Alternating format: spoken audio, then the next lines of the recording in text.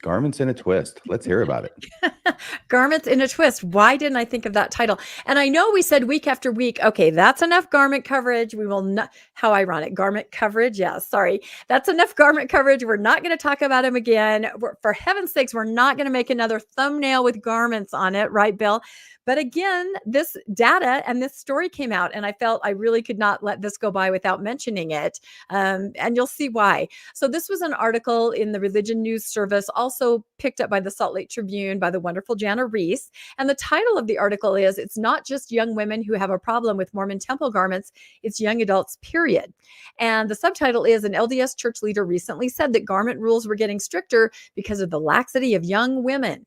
If we remember that, we reported on this a couple of weeks in a row. It was the young women and their yoga pants, maybe some old women like me who wear yoga pants, that were causing the problems and not wearing our garments.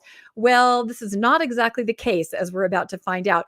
So Jana Reese, who wrote the wonderful book, The Next Mormons, takes a lot of surveys of active LDS members and puts out a lot of data, crunches a lot of data, makes a lot of graphs, which really gives us a little bit of a snapshot of how things really are. So the article talks about this change in the Temple Recommend interview questions, which we have covered here on the newscast. So from about 1976 to 2019, the instruction in the Temple Recommend interview was, are you wearing the garment day and night? And again, for those that are watching that aren't LDS, a Temple Recommend interview is when you go in and talk to a leader and they ask you questions about your faith and make sure that you're following the tenets of your faith, what you're supposed to be doing. If you do, you're allowed into the temple. So the rule was night and day. In 2019, something amazing happened. They took that language out of the Temple Recommend question, and instead it said, do you keep the covenants that you made in the temple, including wearing the temple garment as instructed in the endowment?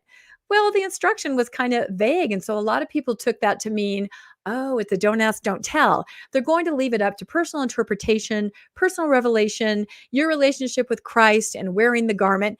And a lot of people started to, because for some people, it's very uncomfortable to wear garments, especially women.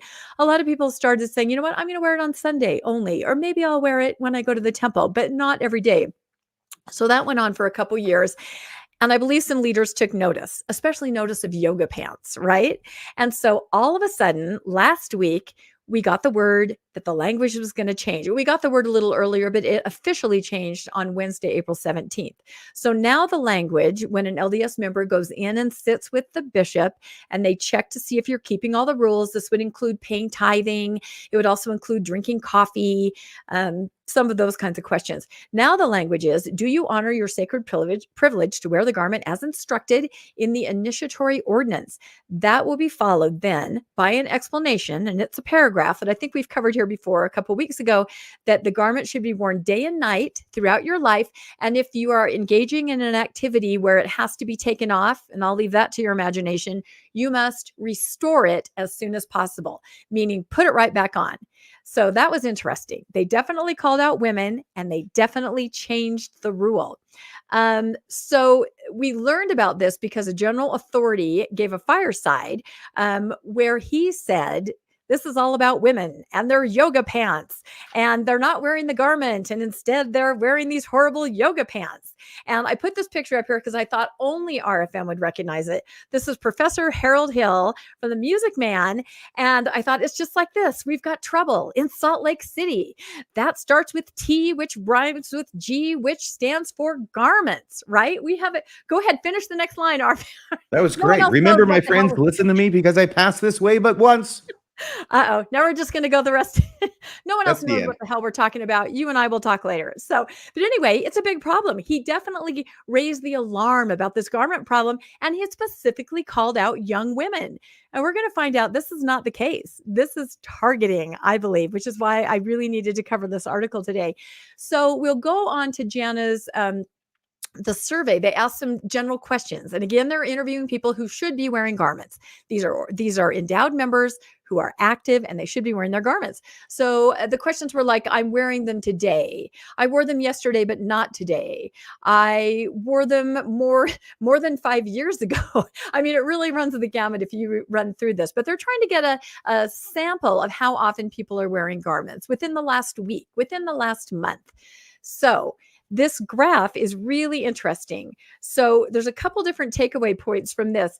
The first was that the majority of people that are supposed to be wearing their garments, and those are the people in this survey, 54% of them said, yes, today when I'm sitting down to take this survey, I am wearing this garment. So the article makes that sound positive, but I'm like, only 54% of people that are supposed to be wearing their garments every day said they were. And you can look at this graph and you can see after that percentage every day, then it kind of, never, once a month, it's all over the gamut. But I guess you can say a very small majority of people do agree they're wearing their garments that day. They do wear them every day. So a second graph, a second point is that women, and this is where it flies in the face of everything that they reported in the last couple of weeks, women are actually slightly more compliant in wearing their garments than men, which I thought was really interesting. The difference is 56% of women and 53% of men. But even so, to make that judgment that just because perhaps it's more obvious if a woman isn't wearing her garments, and why are you looking at the yoga pants anyway? I don't know. But they made that generalization that it was women. And in reality, it's men who are less frequently wearing their garments. So that was something really interesting that Jenna Reese was able to pull out. So she says in here, I thought was cute, that gendered yoga pants theory does not hold up under scrutiny. So if you take anything away today from this article, that's what you need to remember. The yoga pants theory, nope, it's not valid, not at all. So the third takeaway from the data that she crunched is that it really is more generational than it is gendered as far as who is wearing garments. So it says that 8 in 10 baby boomers, and that's anybody that was born before 1965, I missed it by that much. Although my kids still refer to me as a boomer. Thank you. They are predominantly wearing their garments. 84% are wearing the garment day and night. And then it just goes down from there. You've got Generation X, which is 42%. You've got Millennials, 36%. And interestingly, Generation Z, younger than Millennials, 41%. And I thought that was kind of interesting. I'm not sure if that has to do with more missionaries or men and women going, but still not at all those numbers that you see in the baby boomers that are a little bit older. Let's see. And again, she wanted to make sure that we recognized in this article that these are people that should be wearing these garments. These are not post-Mormons or people that don't identify as Mormons. These are the people that are in the pews every Sunday, that are endowed, that are attending the temple, and they should be wearing the garments. So honestly, it should be 100%, but it's not.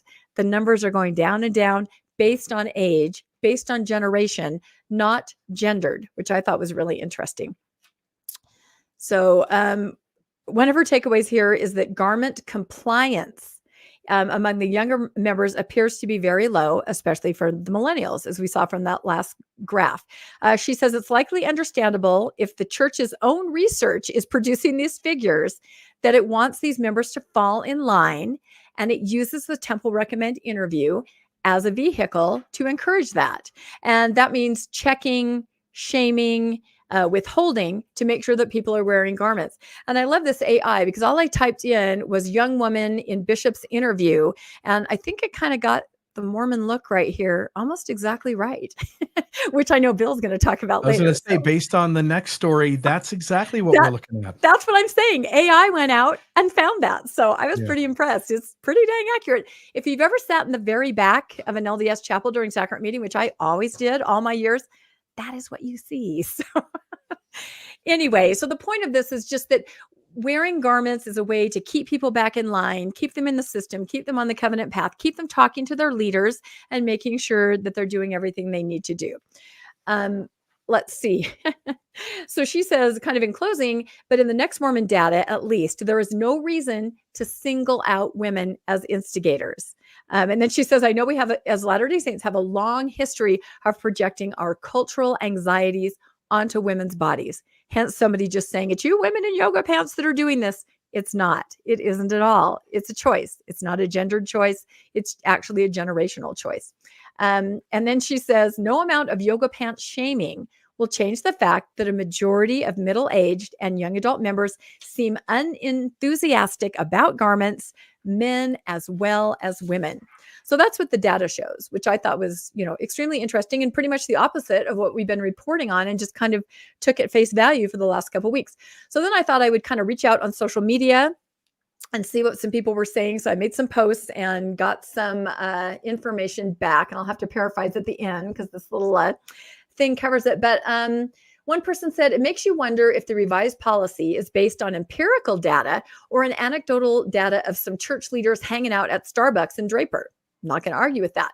If it were empirical, I can just see the data analysts sweating. In addition to checking for garments, we collected data on other variables. Those include breast augmentation, Botox, hair highlights, eyelashes, extensions, and Lululemon clothing. We observed that all these factors were highly correlated with not wearing garments. And then the supervisor says, let's just jump into all these variables and roll it all into one: yoga pants. So that might have been the workaround that they did. But they're watching and trying to figure out, why aren't the younger generations wearing garments? I think it seems pretty self-explanatory. I thought this one was great too. It seems like priesthood leaders blaming women wearing yoga pants was just typical Mormon sexism raising its head again. And then another comment, why am I not surprised about this? And they say they've been shaming women since 1820. So I thought, here's a woman in 1820 in her yoga pants. Yes, it's been going on for centuries. So I was surprised that I could create and generate AI when I said women in 1820 wearing yoga pants. It actually did it. So I thought that was great. Here's another comment that said 100% of the people making the rules are old men who spend all day in tip-top air-conditioned offices. I guarantee if they were anything but businessmen, lawyers, and doctors, the rules might be different. I bet if there was an asphalt worker in the Q15, the rules might be more lax. And that could be true. Maybe not quite in touch with the reality of the common person and the problems that wearing garments pose day to day. So this was a great comment, I thought. I think I just have one or two left. They don't have to wear garments, but for some reason they choose to. They truly religiously love to suffer for their faith. This is the main reason we are unlikely to see major changes to garment policies. It is intended to be unpleasant and a means of binding people to the church through shared suffering and socially odd practices. The true believers are not blindly obedient. Rather, they revel in their own discomfort and sacrifice in this crazy way. So I thought that was a really good observation. The one I thought was probably really, really true. I thought this was great. Mormons will never be considered mainline Christians with this fascination over garment wearing them, not wearing them. They are creepy. And I've had that thought before too. And this is an interesting collection that I kind of put together. A Mormonish Podcast is going to do an episode on the history of garments. I know that either RFM or Mormonism Live did one a couple years ago that was really good, but it used to be that you would order your own garments. You could call the Salt Lake Knitting Store and they would design garments, that fit you perfectly, tailor-made, LDS garments. And they have some pictures here. I'm not sure why this child is wearing garments. I guess it's a mommy me kind of a thing, but that's kind of interesting. And these are some pictures of the history of garments. You have some of the early ones. They had a collar because when Emma and Eliza and some of the other women were designing it, they didn't have any buttons and no way to fasten it. So it has a collar and it has string. No symbolism, just simply didn't have buttons. So take that. You can see kind of the generation, the one piece, the two piece, the union suit, and then the kind of the two piece that we have today. Here's an earlier picture. But the history of garments is really, really interesting. I came across something I thought extremely unusual that I'm going to show you as I go to our next slide. This is a magazine article in the Observer, right? This is 1978. A reporter came to Salt Lake City to learn about Mormons and learn about garments. And you can't read it too well, but the headline in red says, revealed the Mormon chastity garment for a full frontal, see page 30. So, I used to be a librarian. I've spent like the last week trying to find a copy of this archived magazine because dang it, I want to see that full frontal. But obviously there's a curiosity. We all. Don't we all? Well, yeah. The thing I didn't know was that Scott Baio was a Mormon. Exactly. I thought it looked like Scott Baio too. I feel like that hairstyle doesn't match exactly what he's wearing, but apparently somewhere in these pages of this magazine from 1978, there is a full frontal view of what the Mormon garment looks like. So people were curious, to go back to that last Reddit post. People are curious about what it was, and it definitely sets you apart. And I think I'll leave you with this last slide. You might want to cover your eyes. You might remember this guy. For every person who won't wear their garments when they should, there is another person who's wearing their garments when they shouldn't. This is bow and arrow guy, and he appeared on the news. He had been arrested, and they wanted to interview him a couple years ago about what happened. And he was wearing, you can't see it. I think it might be blocked off by the slider. Maybe you guys can, but he was full on wearing his garments.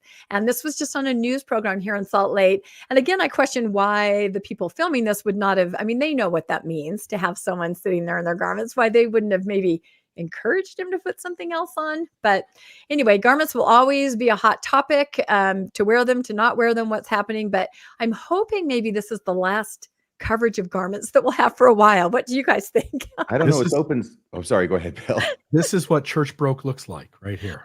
Yes, absolutely.